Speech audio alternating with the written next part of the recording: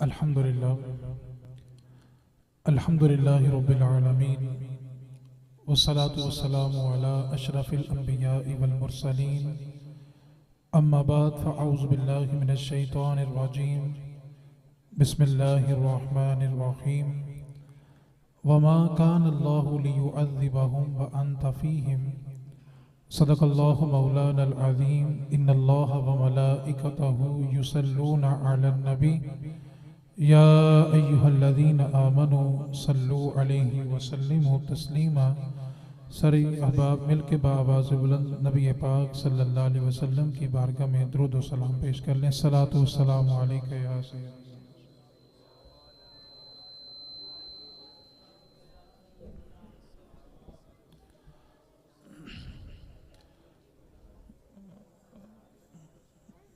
अल्लाह रब्बुल इज़्ज़त का ये एहसान है कि उसने हम सबको एक बार फिर से अपना और अपने महबूब बंदों का जिक्र करने के लिए जमा फरमाया।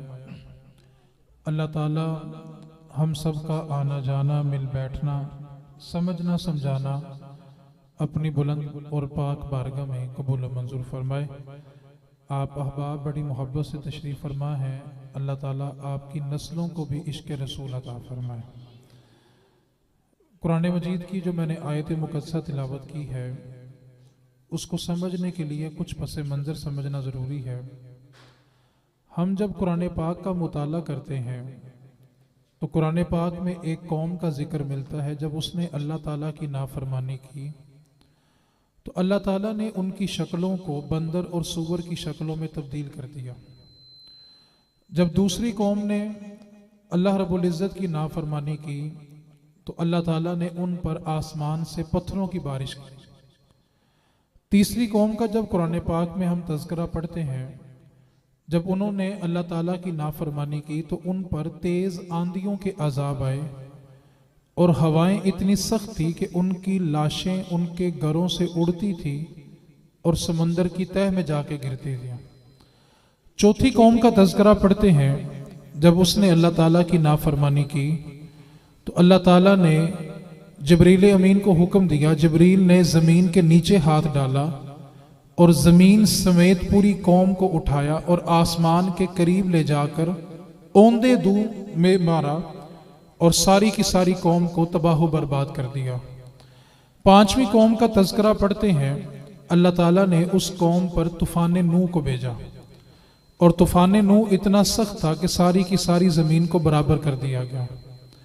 हम जब कुरान पाक का मुताला करते जाते हैं तो मुख्तलिफ कौमों के हालात मिलते हैं कि जब उन्होंने अल्लाह ताला की नाफरमानी की, एक एक जुर्म था और उस एक एक जुर्म की वजह से अल्लाह ताला ने पूरी की पूरी कौम को तबाह कर दिया। सवाल ये पैदा होता है, पिछली जितनी उम्मतों ने जितने गुनाह किए थे वो सारे के सारे गुनाह इस उम्मत के दामन में मौजूद हैं। ऐसा कोई गुनाह नहीं है जो पिछली उम्मत ने किया हो और इस उम्मत के दामन में मौजूद ना हो, बल्कि इस उम्मत के अंदर तो कब्रों से मुर्दे निकाल के उनसे भी जिना किया गया। इस उम्मत के अंदर तो कब्रों से मुर्दे निकाल के उनके जिस्म काट के उनके गुर्दों को भी बेचा गया। इस उम्मत के अंदर तो 5 साला मासूम बच्चियां भी महफूज नहीं रही। ऐसा कौन सा जुर्म है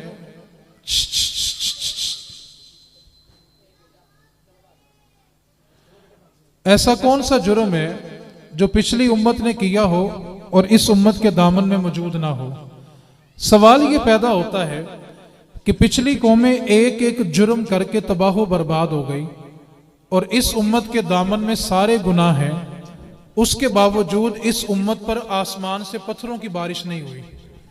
इस उम्मत के दामन में सारे गुनाह हैं, उसके बावजूद इस उम्मत की शक्लों को नहीं बदला गया। इस उम्मत के दामन में सारे गुनाह हैं, हम पर तूफान नूह नहीं आया। तो सवाल पैदा होता है कि पिछली कौमें एक एक जुर्म करें तो अल्लाह ने पूरी पूरी कौम को तबाह कर दिया और ये उम्मत सब कुछ करने के बावजूद बची क्यों हुई है? तो उसकी एक ही वजह है, हमारे गुनाहों और अल्लाह के अजाब के दरमियान जो पर्दा है उस पर्दे का नाम रहमत मुस्तफ़ा है।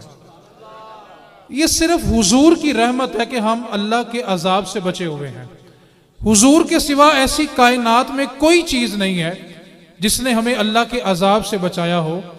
कोई बंदा अपनी अकल, अपनी नजर, अपना जहन दौड़ा के देख ले और कायनात में तलाश करके देखे, आखिर ऐसी कौन सी चीज है कि हर गुनाह हमारे दामन में मौजूद है, उसके बावजूद हम पे अल्लाह का अजाब नहीं आ रहा। जब उसकी अकल, जहन और नजर थक के रुक जाएगी ना, तो रुकने वाली जगह गुंबद खजरा पे होगी। ये सिर्फ हुजूर हैं जिसकी वजह से हम आज अल्लाह के अजाब से बचे हुए हैं। उसकी वजह यह है, एक वक्त में एक ही जगह पे या अंधेरा होता है या रोशनी होती है। एक वक्त में एक ही जगह पे या खुशबू होगी या बदबू होगी, और एक वक्त में एक ही जगह पे या रहमत होगी या अजाब होगा। जहां पे रहमत होती है वहां अजाब नहीं होता, और जहां पे अजाब आ जाए फिर वहां पे रहमत नहीं होती। और अगर आज हम अजाब इलाही से बचे हुए हैं तो वजह बस एक है कि हम पे रहमत मुस्तफ़ा है, और अल्लाह ने हमें वो रहमत दी है जिसको रब ने खुद रहमत लिल आलमीन बनाकर भेजा है। तो कुरान मजीद की जो मैंने आयत पढ़ी, अल्लाह रब्बुल इज्जत ने इरशाद फरमाया, महबूब अल्लाह की ये शान ही नहीं है कि जहां पर आप मौजूद हो वहां अल्लाह का अजाब आए। अब कोई शख्स ये कहे कि हुजूर थे, तो सवाल पैदा होता है कि आज के दौर में हमें किसने बचाया हुआ है, तो उसको मानना पड़ेगा कि हर जमाना मेरे हुजूर का है। जो जिस जमाने में बचा है वो हुजूर के सदके से बचा है। आज के दौर में अगर बेटी ये सवाल करे कि मैंने मिलाद मनाना है या नहीं मनाना, तो वो बेटी जरा 1400 साल पलट के देखे। जब हुजूर जलवागर नहीं हुए थे, सगा बाप अपनी सगी बेटी को पैदा होते ही जिंदा कब्र में गाड़ देता था। भाई अपनी बहन को जिंदा कब्र में और कुएं में फेंक आता था। बेटी का वजूद बर्दाश्त नहीं था। जिस दौर में बेटियों को जिंदा दफन किया जा रहा था, उस दौर में आके नबी पाक सल्लल्लाहु अलैहि वसल्लम ने इरशाद फरमाया, अब जो बेटी की परवरिश करेगा, मैं मुस्तफ़ा उसका बाजू पकड़ के उसको जन्नत में लेके चला जाऊंगा। आप तसव्वुर करें कि बेटियां जिंदा दफन की जा रही थी। उस दौर में आके मेरे मुस्तफ़ा ने फरमाया, सुन लो, फातिमा मुस्तफ़ा के जिगर का टुकड़ा है। आज सवाल यह पैदा होता है, बाप जब अपनी बेटी को एक घर से दूसरे घर रुखसत करता है तो बाप सिसकियां लेके रोता है। भाई अपनी बहन को जब एक घर से दूसरे घर रुखसत करता है तो वो सिसकियां लेके रोता है। तो उस बेटी पर यह सवाल बनता है कि आखिर क्या वजह है। यही वो बाप था कि जब बेटी पैदा होती थी, पैदा होते ही बेटी को जिंदा कब्र में गाड़ दिया जाता था। आज बाप सिर्फ एक घर से दूसरे घर रुखसत कर रहा है तो सिसकियां लेके रो रहा है। यही भाई जिसको बहन का वजूद बर्दाश्त नहीं था, आज बहन को रुखसत करते वक्त सिसकियां लेके रोता है। तो उस बेटी से पूछ के देखो, ये सारा समा, ये सारा मंजर कैसे तब्दील हो गया। जिंदा दफन करने वाले आज बेटी एक घर से दूसरे घर जाती है तो सिसकियां लेके रोते हैं। उस बेटी से पूछो हुआ क्या है, तो बेटी मुस्कुरा के कहने लगी, तुम्हें पता नहीं चला हुजूर आ गए हैं। ये सारा समा इसलिए बदल गया कि हुजूर आ गए हैं। मैं कहता हूं बेटियों का एक एक सांस मुस्तफा का मकरूज है। एक एक सांस पे बेटियां कर्जदार हैं मुस्तफा की। क्यों कि जब तक हुजूर जलवागर नहीं हुए थे, बेटियों की जिंदगी का वजूद ही नहीं था।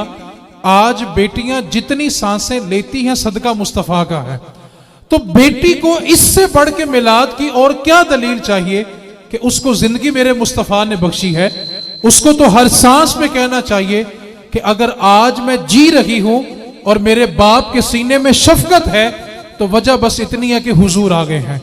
आप बूढ़े बाप को देखें, बुढ़ापा आ गया, उसकी कमर झुक गई है, लेकिन उसके बावजूद वो मुशक्कत कर रहा है, मजदूरी कर रहा है। आप उस बूढ़े बाप से पूछ के देखें कि इस उम्र में इतनी मुशक्कत करने की हाजत क्या है, तो बूढ़ा बाप सिर्फ एक ही जवाब देता है कि अभी बेटी को रुखसत करना है, उसके हाथ पीले करने हैं।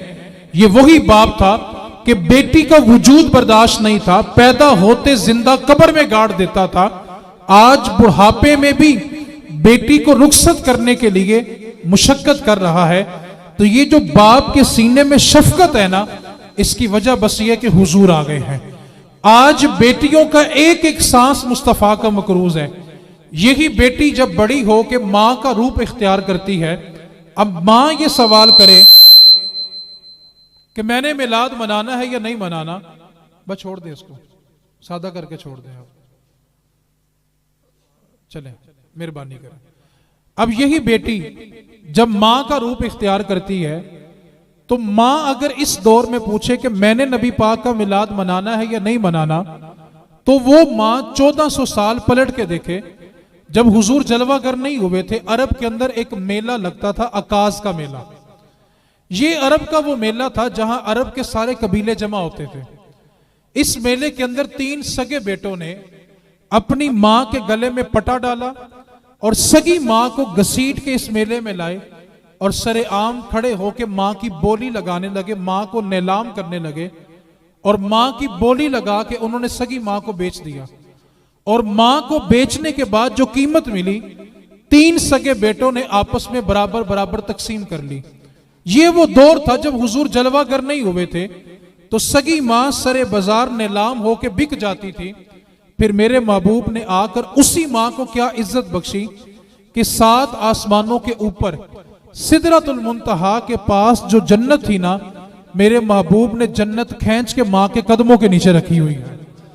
अब बताएं, मां को इससे बड़ी मिलाद की क्या दलील चाहिए कि जब तक हुजूर जलवागर नहीं हुए थे, सरे बाजार बिक रही थी और सगी औलाद बेच के मां की कीमत को आपस में बराबर बराबर तकसीम कर रही थी। मेरे महबूब ने आकर उसी मां के कदमों तले जन्नत को रख दिया। और बात यहां खत्म नहीं हुई, मेरे महबूब ने आकर उसी मां को यह प्रोटोकॉल दिया, फरमाया अब जो मोहब्बत भरी निगाह से मां को देखेगा ना, अल्लाह उसको भी मकबूल हज का सवाब अता फरमाएगा। यार सवाल तो पैदा होता है ना कि जो मां सरे बाजार बिका करती थी, अब उसको देखना भी हज हो जाए, तो उस मां से पूछो ये सारा मंजर क्यों बदल गया, तो वो एक ही बात करेगी, मुस्तफा आ गए हैं, ये हुजूर आ गए हैं कि मां को वो इज्जत बख्शी है। अब बताएं, मां को इससे बड़ी मिलाद की दलील क्या चाहिए कि जब तक हुजूर जलवागर नहीं हुए थे तो वो सरे बाजार बिका करती थी और मेरे महबूब ने जन्नत ही उसके कदमों के नीचे रखी हुई है। आप बाप होने की हैसियत से 1400 साल पलट के अपनी तारीख देखें। जब बाप बूढ़ा हो जाता था, उसके बाल सफेद हो जाते थे, तो सगी औलाद अपने बाप को रस्सियों में बांध के छड़ियां और ठोकरें मार के घर से निकाल देती थी और ये कहती थी कि अब तू बूढ़ा हो गया है, अब तेरा इस घर में कोई ठिकाना नहीं है। 1400 साल पहले जैसे ही बाप बूढ़ा होता था, वो घर से निकाल दिया जाता था। आज भी आप देखें, जिन मुल्कों में कलमा मुस्तफा का नहीं पढ़ा जाता ना, उन मुल्कों में आज भी बूढ़े मां बाप साथ नहीं रहते।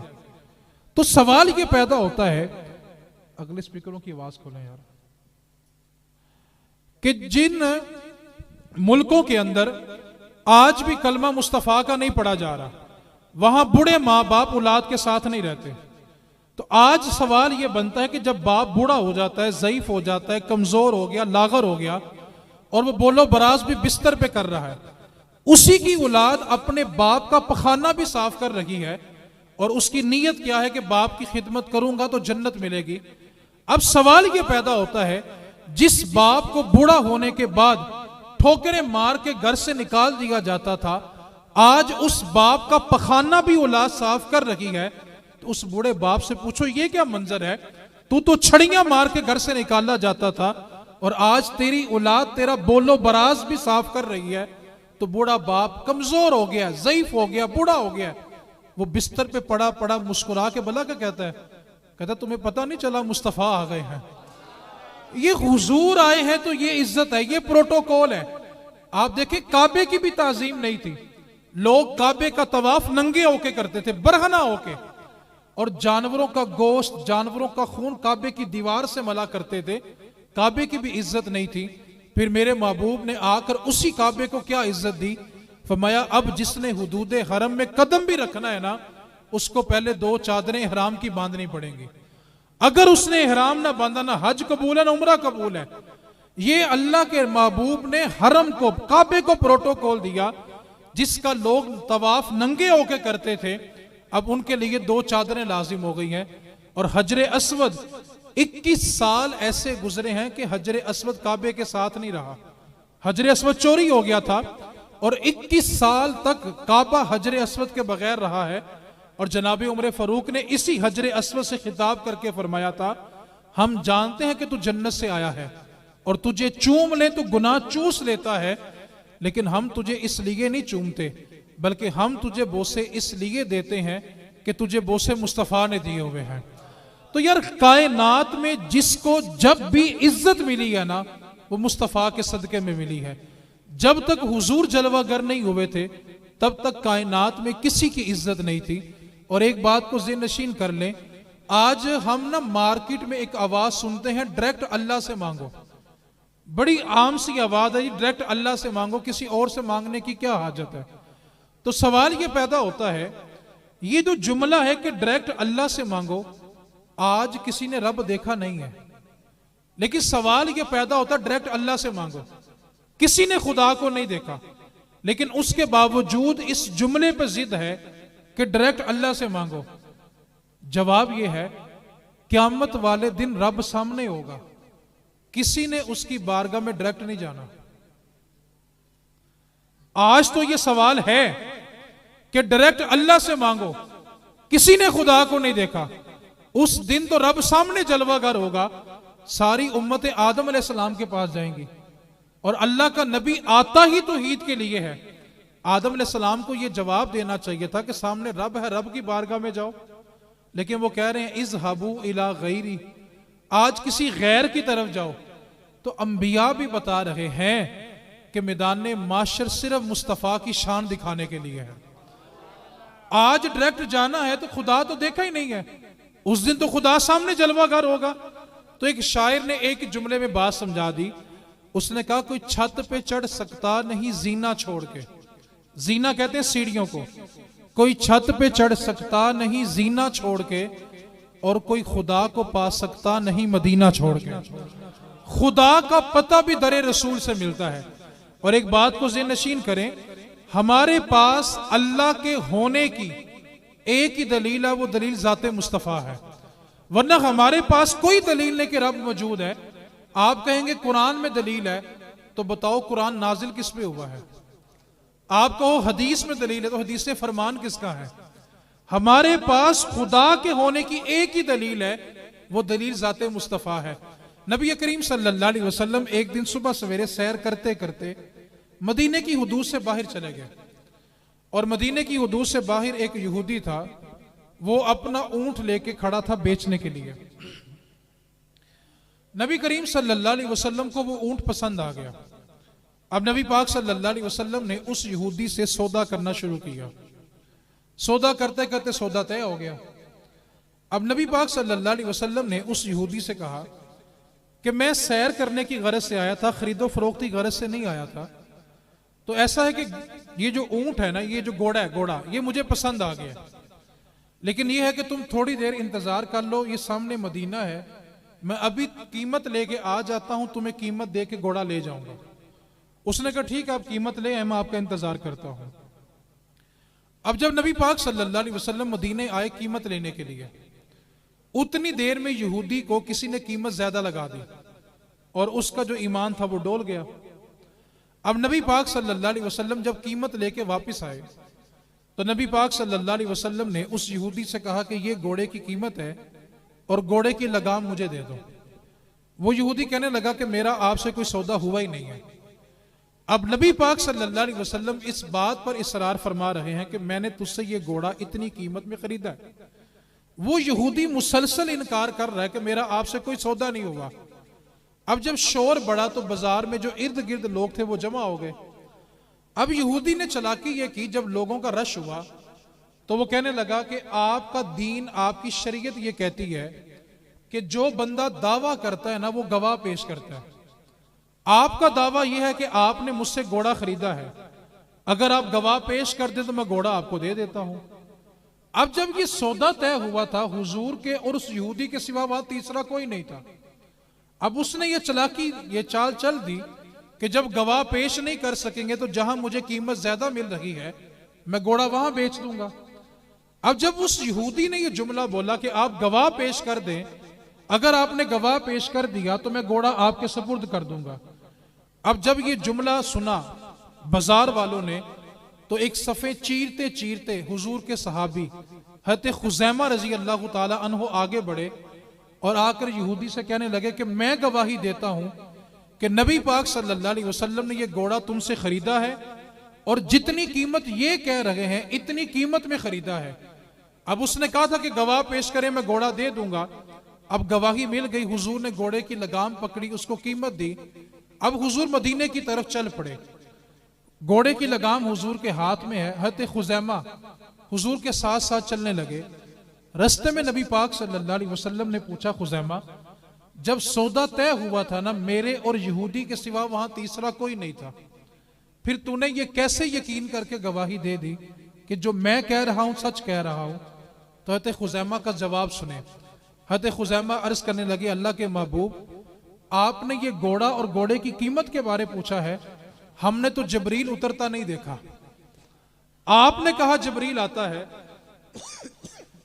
तो हमने मान लिया कि जबरील आता है। हमने कुरान उतरता नहीं देखा, आपने कहा कि ये कुरान है, हमने कुरान मान लिया। आगे हज़रत खुज़ैमा फरमाने लगे, अर्ज करने लगे, अल्लाह के महबूब, ये घोड़ा और घोड़े की कीमत की हैसियत ही क्या है? हमने तो अपना रब भी नहीं देखा हुआ, आपने कहा रब है तो हमने बिन देखे अपना रब भी माना हुआ है। हमारे पास हुजूर के सिवा कोई दलील नहीं कि खुदा मौजूद है। आज के दौर में कोई पूछे कि खुदा है तो नजर क्यों नहीं आता, जैसे कॉलेज वालों को, यूनिवर्सिटी वालों को प्रोफेसर वर्गला देते हैं कि दुनिया का हर मजहब अपना माबूद देख कर उसकी इबादत करता है, मुसलमानों का खुदा है तो नजर क्यों नहीं आता। वो अल्लामा इकबाल के दौर में एक शख्स था, उसका जगह जगह यह सवाल था कि खुदा है तो नजर क्यों नहीं आता। उसने मुसलमानों को वर्गलाना। एक दिन वो सियालकोट की गली से गुजर रहा था कि एक मुसलमान से मुलाकात हुई। कहने लगा, तुम मुसलमान हो? उसने कहा, मैं मुसलमान हूं। कहने लगा, खुदा को मानते हो? मुसलमान ने कहा, हाँ मानते हैं। तो कहने लगा, अगर अल्लाह है तो नजर क्यों नहीं आता? वो मुसलमान भी समझदार था, उसने कहा, ऐसा करिए, सामने गली में निकल, सामने ना अल्लामा इकबाल का घर है, इकबाल से जाके पूछ खुदा है तो नजर क्यों नहीं आता। अब इकबाल भी तो इकबाल था। इकबाल अक्सर अपनी क्लास में देर से जाते थे। तो एक दिन उस्ताद ने कहा, इकबाल तुम देर से आते हो? तो इकबाल कहने लगा, उस्ताद जी इकबाल देर से ही आता है, इकबाल जल्दी नहीं आता। और इकबाल की हाजिर दिमागी क्या थी, लामा इकबाल एक दिन गली से गुजर रहे थे कि एक हिंदू लड़की ना छत पे कपड़े डाल रही थी और अल्लाह ने उसको हुस्न से नवाजा था। तो लामा इकबाल एक नजर उसको देखते, फिर नजर नीचे कर लेते, फिर देखते, फिर नजर नीचे कर लेते। तो लड़की छत से कहने लगी, अपने से ऊंचा जो सनम देखते हैं, जिंदगी में रंजो अलम देखते हैं। नीचे से इकबाल बोल पड़ा, न तुझसे न तेरी सूरत से गर्ज है, हम तो मुसव्विर का कलम देखते हैं। अब इकबाल हाजिर दिमाग था, उसने कहा कि जाकर इकबाल से पूछ के खुदा है तो नजर क्यों नहीं आता। सवाल क्या था जी उसका? पीछे वाले भाइयों को आवाज आ रही है जी? सवाल क्या था जी? ये याद करें, आपको पता चलेगा मिलाद है क्या। सवाल क्या कि खुदा है तो नजर, आप देखें ना, सूरज वाले सूरज को देखकर पूछते हैं, चांद वाले चांद को देख के पूछते हैं, तारों की पूजा करने वाले तारों को देख के पूछते हैं, आग वाले आग जला के पूछते हैं, गाय वाले गाय देख के पूछते हैं, बुतों वाले बुत देख के पूछते हैं। दुनिया में, और आप देखिए जमाने जाहलियत ऐसा भी गुजरा हुआ है, ये जो मछलियां पकड़ने वाला कांटा होता है ना, किसी दौर में ये भी माबूद रहा है, इसकी भी इबादत होती रही है। हर मजहब वाला अपने माबूद को देखता है तो सजदा करता है। एक मुसलमान ऐसा मजहब है जिसने अपना खुदा देखा नहीं है, 5 मर्तबा दिन में उसके सामने झुक जाता है। तो सवाल तो बनता है ना कि बाकी सबके माबूद नजर आते हैं, अगर रब है तो रब नजर क्यों नहीं आता। उसका यह सवाल था। वो इकबाल के दरवाजे पे चला गया, सुबह सुबह का वक्त था, उसने दरवाजे पे दस्तक दी। अब लामा इकबाल का जो खादिम था उसका नाम था असलम। उसने दरवाजा खोला, उसने कहा, जी मैंने इकबाल से मिलना है। सवाल क्या था जी उसका? जी पीछे वाले भाई बोले जरा जी, खुदा है तो नजर। अब उसने दस्तक दी, असलम को कहने लगा, जी मैंने इकबाल से मिलना है। लामा इकबाल ने ना अपने घर के सेम में ना फूलों की क्यारी लगाई हुई थी। सुबह सुबह का वक्त था, लामा इकबाल ना फूलों को पानी लगा रहे थे। असलम ने कहा, इकबाल बाहर कोई बंदा है आपसे मिलना चाहता है। इकबाल ने कहा, बुला लो। अब वो बंदा जब इकबाल के घर में दाखिल हुआ, सवाल यह था कि खुदा है तो नजर। अब उसने सवाल नहीं किया। अल्लामा इकबाल ना फूलों को पानी लगा रहे हैं, आपने तवज्जो मेरी तरफ करनी है। अल्लामा इकबाल ने ना अपनी क्यारी से एक गुलाब तोड़ा। क्या तोड़ा जी? और आने वाले मेहमान को तोहफा दिया। उसने क्या किया? सवाल क्या था कि खुदा है तो नजर। उसने गुलाब पकड़ा, कहने लगा इकबाल खुशबू बड़ी कमाल है। इकबाल ने कहा नजर नहीं आती। उसने कहा खुशबू बड़ी, तो इकबाल ने कहा नजर नहीं आती। वो समझ गया कि खुदा है लेकिन नजर, खुशबू बदबू है लेकिन नजर, गर्मी सर्दी लगती है लेकिन नजर, दर्द होता है लेकिन नजर। ओ मेरे भाई, हमारे पास खुदा के होने की एक ही दलील है, वो दलील सीधी गुंबद खजरा की तरफ जाती है। बाकी अंबिया से जब उनकी उम्मतों ने पूछा था ना कि रब है, तो सारे नबियों ने यह जवाब दिया हां, हमें जिब्रील ने बताया है कि रब है, इसलिए हम कहते हैं कि रब है। लेकिन जब मेरे महबूब से पूछा गया कि या रसूलल्लाह आप बताएं रब है, तो महबूब ने यह नहीं फरमाया कि हां जिब्रील ने बताया कि रब है, बल्कि मेरे महबूब ने फरमाया मेरे गुलामों, हां रब है, और तुम्हारा नबी सर की आंखों से देख कर आया है, वाकई रब है। हमारे पास खुदा को मानने की भी एक ही दलील है, वो ज़ाते मुस्तफ़ा है। आप हर साल मिलाद मनाते हैं, आखिरी जुमले मेरी गुफ्तगू मुकम्मल होने लगी है। अगर आप इन जुमलों पे तवज्जो करेंगे तो मेरे आने का मकसद पूरा हो जाएगा। नबी पाक सल्लल्लाहु अलैहि वसल्लम की दो सिफात ऐसी हैं जिनको काफिर भी मानते हैं। एक सादिक है और दूसरी, पीछे वाले भाई बोले जरा जी, सादिक और सादिक किसे कहते हैं? बोले तो सही जी। सच बोलने वाले को सादिक किसे कहते हैं? फिर बोलें जी। आखिरी 5-7 मिनट है, आप साथ देंगे तो मैं गुफ्तगू जल्दी समेट लूंगा, और इन जुमलों पे मैं सबकी तवज्जो चाहूंगा। सादिक किसे कहते हैं जी? अब मुझे बताएं, सच्चे नबी के उम्मती झूठे हों तो बात सजती है? अच्छा, इतना दीन सबने पढ़ा हुआ है कि झूठ बोलने वाले पे अल्लाह की लानत का मतलब भला क्या होता है? तवज्जो करनी है, मिलाद कहते किसको है? लानत का मतलब यह है अल्लाह की रहमत से दूर हो जाना। और नबी करीम सल्लल्लाहु अलैहि वसल्लम ने फरमाया कि जब बंदा झूठ बोलने के लिए मुंह खोलता है ना, उसके मुंह से ऐसी बदबू निकलती है, अल्लाह की रहमत के फरिश्ते उससे 1 मील तक दूर चले जाते हैं। 1 मील तक उसके करीब अल्लाह की रहमत नहीं आती। अब मुझे बताएं, झूठ बोलने वाले पे अल्लाह की लानत मतलब वो अल्लाह की रहमत से दूर हो गया, और 1 मील तक उसके करीब अल्लाह की रहमत नहीं आती। मुझे बताएं, जिस घर में सुबह से लेकर शाम तक माँ बाप, मियाँ बीवी, बच्चे झूठ बोलते हों, जिस घर में सुबह से लेकर शाम तक अल्लाह की लानतें बरसती हों, मुझे बताएं उस घर में सुकून हो सकता है? बोले तो सही जी। फिर वो घर वाले ये कहे साढ़े ते किसी ने कुछ किया होया है। सुन्नियों के पास ये बड़ा शॉर्टकट फार्मूला है कि जब अमाल की सजा मिलने लगे तो कहते साढ़े किसी ने कुछ किया होया है। आप मुझे बताएं, जिस घर की दहलीज पे सुबह शाम अल्लाह की लानत बरसती है, उस घर में बरकत कैसे होगी? उस घर में सुकून कैसे होगा? सच्चे नबी का मिलाद मनाने वाले उम्मत इतने झूठे। और अफसोस का मुकाम क्या है? आपका ताल्लुक तिजारत के साथ है, कारोबार के साथ है। रिस्क के हलाल के अड्डे पे बैठ के जो बंदा झूठ बोल के सौदा बेचता है, मुझे बताएं उसकी कमाई में बरकत होगी? फिर बाल सफेद करके भला वो क्या कहता है? सारी जिंदगी कमाया पर समझ नहीं आई। वो समझ इसलिए नहीं आई कि तेरे माल में अल्लाह की रहमत शामिल नहीं थी, बरकत शामिल नहीं थी।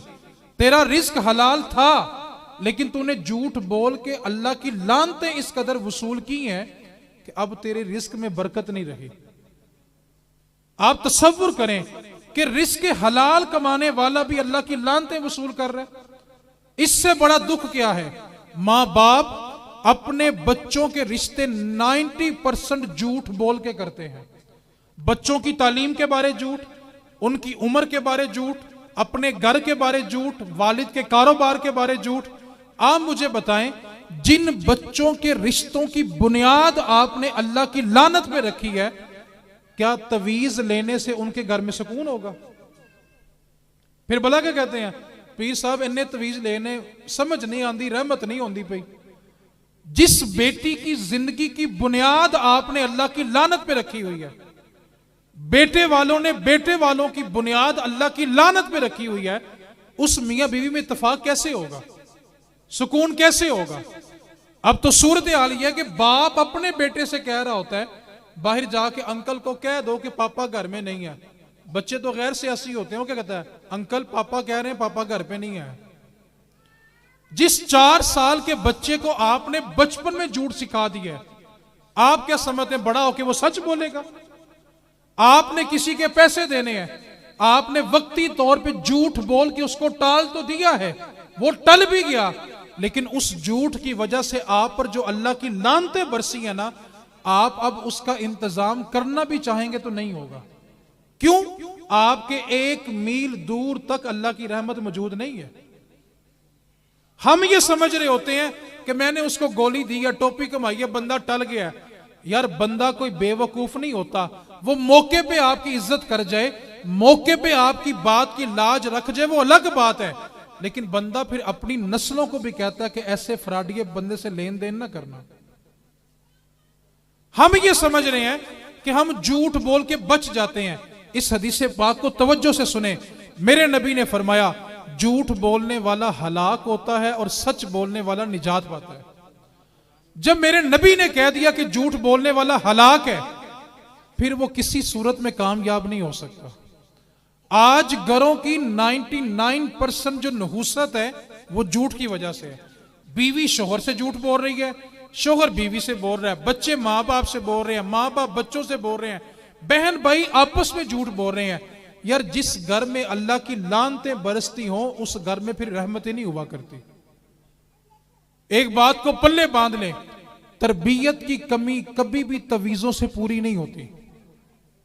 सुन्नी अपने आप को इस धोखे से निकालें, जो तरबियत की कमी रह गई है वो तरबियत से पूरी हो गई।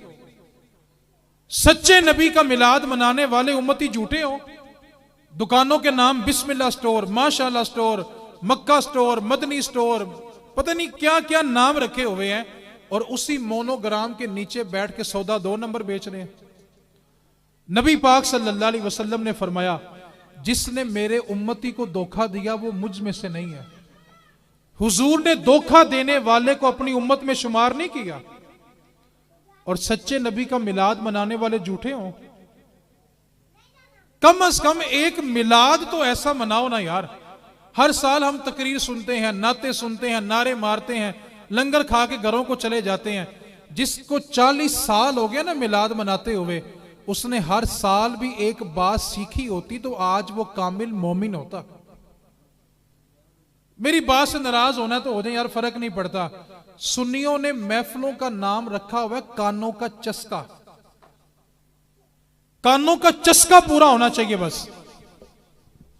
हमें गर्ज नहीं है कि हमने तरबियत भी करनी है कि नहीं करनी। मुझे एक बात बताएं यार, एक बंदे को 40 साल बीत गए नबी पाक का मिलाद सुनते सुनते, अगर उसके घर भी तेल मेहंदी पे बेटियां नाचती हैं तो उसने मिलाद मनाया कौन सा? ये उस नबी का मिलाद मनाने बैठे हुए हो जब हातिम ताई की बेटी काफिरा है काफिरा हुजूर की बारगाह में आई तो सर पे चादर नहीं थी।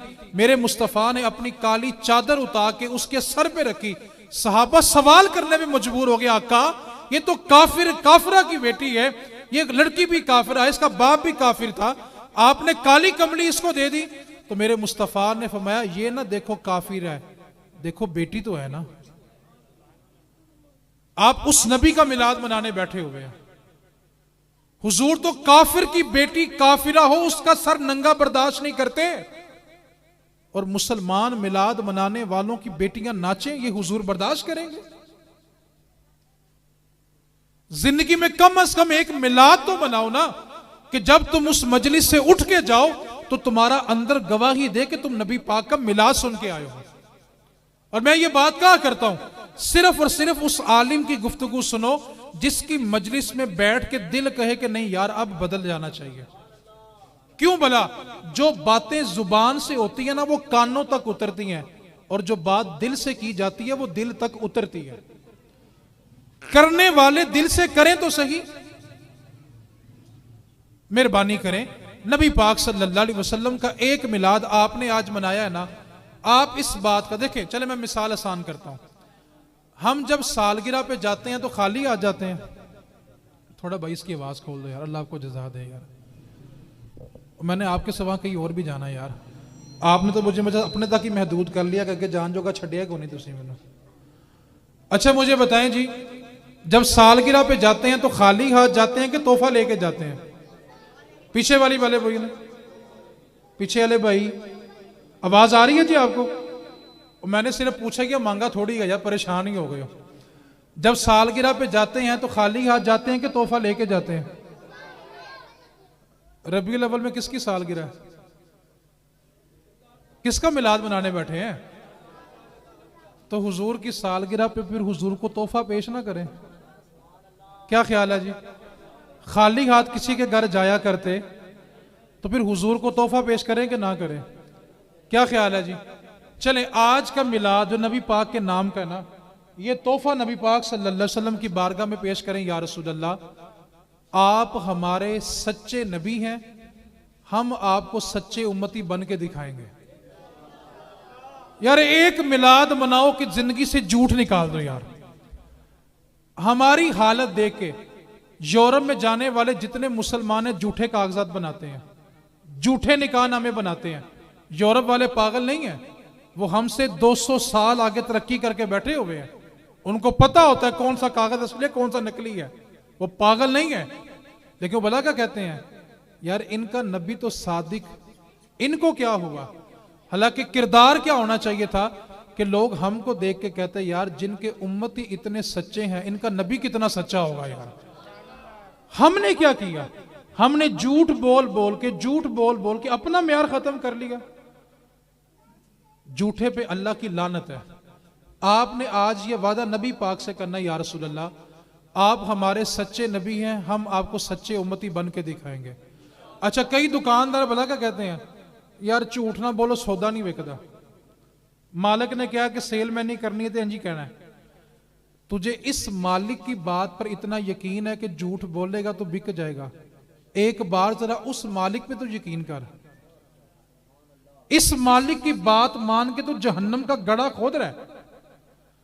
जिनकी खातिर बंदा सारी जिंदगी ऐब करता है ना, मियां शेर मोहम्मद साहब शरकपुरी रहमतुल्लाह अलैह, आप फरमाते हैं पैर फसाड़ प्याए विच वेड़े ते कड्डो कड्डो कर दे, जिन्ना खातर तू पाप कमाए अज किथे ने तेरे कर दे। जिनकी खातिर हम गुनाह कर रहे हैं ना, इनमें से हमारे साथ कब्र में किसी ने नहीं जाना। मेहरबानी करें, सच बोले, अपनी नस्लों को सच बोलने की तलकीन करें। एक जुमला आज इस मजलिस से जब उठ के जाएं तो आपके दिलों में रच बस जाए कि यार हम सच्चे नबी का कलमा पढ़ने वाले हैं और सच्चे नबी के उम्मती झूठे नहीं होते। क्या ख्याल है जी आपका? वो कम से कम इंशाल्लाह कह के शैतान दी मां ते मारो पहले जरा। आज के पास झूठ है और सच, ये तोहफा आपने भला किसको दिया? और शरी मसला भला क्या? तोहफा देकर वापस लेने वाले की मिसाल नबी पाक ने दी है, जैसे कुत्ता क्या करे और उसको चाट ले। किसी को तोहफा दें तो वापस लेते, तब तोहफा आपने नबी पाक को दिया है। हम पर जिस्म पर इतने बाल नहीं है जितने मुस्तफ़ा के एहसान है। मैं आपको सिर्फ एक एहसान सुना के गुफ्तगू समेटने लगा हूं। हम हुजूर की उम्मती हैं ना, अगर आप तवज्जो करेंगे तो बड़ी तवज्जो तलब बात है। हम आखिरी उम्मत हैं। आखिरी उम्मत होने की फजीलत भला क्या है? आज हम पिछली कौमों के तज़किरे पढ़ते हैं, उनके गुनाह पढ़ते हैं, लोगों को सुनाते हैं। अल्लाह ने हमें सबसे आखिर में रखा कि ना हमारे बाद किसी ने आना है और ना उम्मत मुस्तफ़ा का पर्दा खुलना है। अल्लाह ने हमारे बाद उम्मत ही नहीं रखी। हमारे बाद कोई आएगा तो हमारे हालात पड़ेगा ना। आप देखें अल्लाह अपने महबूब की उम्मत से कितना प्यार कर रहा है कि इसके बाद उम्मत ही नहीं रखी कि ना कोई आए ना इसका पर्दा खुले। और मेरे महबूब ने फरमाया मेरी उम्मत आने में सबसे आखिर है और जन्नत का दरवाजा सबसे पहले मेरी उम्मत के लिए खोला जाएगा। और मैं जब तक मेरी उम्मत ने जन्नत में नहीं जाना, जन्नत बाकी उम्मतों के लिए हराम है। तो मैंने 3 बातें आपसे अर्ज की हैं। पहली बात मैंने ये अर्ज की थी कि सारे गुनाह करने के बावजूद अगर हम पे अजाब नहीं आया तो उसकी वजह यह है कि हुजूर मौजूद है। एक लम्हे के लिए भी अगर कायनात हुजूर से जुदा कर ली जाए ना तो अल्लाह के अजाब से बचाने वाली कोई चीज नहीं है। एक लम्हे के लिए भी कायनात हुजूर से अलग हो जाए ना तो हमें अल्लाह के अजाब से कोई नहीं बचा सकता। हर लम्हा जो हम अजाब से बचे हुए हैं हम पे रहमत मुस्तफ़ा है। और दूसरी बात, जिसको जो इज्जत मिली है वो मुस्तफ़ा के बाद मिली है। और तीसरी बात, सच्चे नबी के उम्मती झूठे। आखिरी वाकया अगर आप ज्यादा दिन सुना दूं, 2 मिनट और ले लूं जी आपके। अब फसे बंदे ने सुभान अल्लाह कहना, और की कहना जी? ताड़ी सुभान अल्लाह तो भी सुभान अल्लाह। ये ना बादशाह मस्जिद में ना एक बेकारी भीख मांगा करता था बादशाह मस्जिद के बाहर। एक अंग्रेज ना बादशाह मस्जिद के दौरे पे आया, बेकारी ने उसके आगे हाथ फैलाया तो उस अंग्रेज ने ना कुछ डॉलर निकाल के उसको खैरात दी। जब वो अंग्रेज गुजरने लगा उसका बटवा गिर गया, बेकारी ने उठा लिया। अब तलाश करने के बावजूद वो अंग्रेज किसी और दरवाजे से निकल गया, बेकारी को वो अंग्रेज नहीं मिला। निजाम कुदरत ऐसा हुआ कि चंद साल के बाद वो अंग्रेज दोबारा बादशाह मस्जिद के दौरे पे आया। वो बेकारी अभी भी भीख ही मांग रहा था, बैठा हुआ था, सालों से भीख मांग रहा था। अब उस बेकारी ने उस अंग्रेज को पहचान लिया तो उसके साथ जो उसका सफीर था ना उसको कहने लगा इसको रोकना, मैं अभी आता हूं। बेकारी अपने घर गया और उस अंग्रेज का वो कई साल पहले गिरा हुआ बटवा लेके आया। उसने ला के अंग्रेज को बटवा दिया। अंग्रेज ने बटवा खोला, कागजात भी पूरे हैं, पैसे भी पूरे हैं। कभी वो पैसों को देखे, कभी बेकारी को देखे। अंग्रेज ने उस बेकारी से पूछा कि यार इससे पूछो जरा, इसके हाथ इतने पैसे लग गए थे कि ये कुछ छोटा मोटा कारोबार करके चूल्हा जला सकता था, इसने इतने साल ये पैसे संभाल के क्यों रखे? उस बेकारी का जवाब सुने कहने लगा, बहू मैं बेकारी जरूर हूं लेकिन बगैरत नहीं हूं। उसने कहा इसमें ऐसी कौन सी बात है? उसने कहा जब मैंने बटवा खोला तो मुझे पता चला कि तू ईसाई है और मैं गुलाम हूं मुस्तफा का। अगर मैं तेरे पैसे इस्तेमाल कर लेता, क़यामत वाले दिन तेरे नबी मेरे नबी से कहते कि आपके उम्मती ने मेरे उम्मती के पैसे खा लिए थे। मैं बेकारी जरूर हूं लेकिन मेरी वजह से मेरे नबी की बारगाह में यह बात है, मैं ये गवारा नहीं कर सकता। मुसलमान किसी गैर मुस्लिम को धोखा दे दे या मुसलमान को धोखा दे दे, वो कैसे गवारा कर लेता कि वो हुजूर के उम्मती को धोखा दे रहा है? आप जानते हो कि ये जो आप और मैं हुजूर के उम्मती हैं, हमसे हुजूर का प्यार कितना था। साहबा कहते हैं हुजूर को गार में लेने जाते थे ना, नुकीले पत्थरों पे पेशानी रख के हुजूर इतना रोया करते थे कि जितनी जगह पे हुजूर ने सजदा किया होता था ना वो सारी जमीन हुजूर के आंसुओं से गीली हो चुकी होती थी। और दुआ भला क्या होती थी? अल्लाह मेरी उम्मत को माफ करना। जिस उम्मती से मेरे मुस्तफा ने इतना प्यार किया हो उस उम्मती को धोखा देने की जुर्रत पैदा कैसे हो जाती है?